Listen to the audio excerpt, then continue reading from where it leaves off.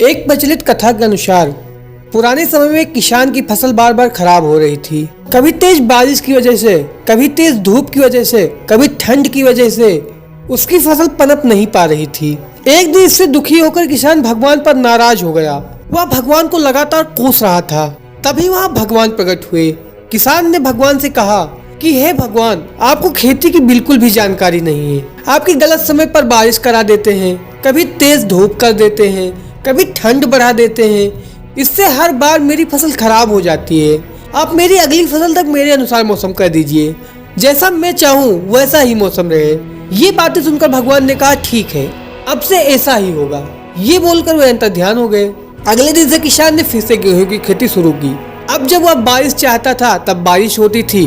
फसल के लिए जब उसे धूप की जरूरत होती तब धूप निकलती। इस तरह उसकी इच्छा के अनुसार मौसम चल रहा था। धीरे धीरे उसकी फसल तैयार हो गई। हरे भरे खेत देखकर किसान बहुत खुश था। लेकिन जब फसल कटाई का समय आया तो उसने देखा कि फसल की बालियों में तो गेहूं ही नहीं है, सबकी सब खोखली बालियां थी। ये देखकर उसने फिर से भगवान को याद किया। भगवान प्रकट हुए तो इसकी वजह पूछी। भगवान ने कहा तुम्हारी फसल ने बिल्कुल भी संघर्ष नहीं किया है, इसी वजह से खोखली हो गई है। जब फसलें तेज बारिश में, तेज हवा में खुद को बचाए रखने का संघर्ष करती हैं, तेज धूप से लड़ती हैं, तभी उसमें दाने बनने की प्रक्रिया शुरू होती है।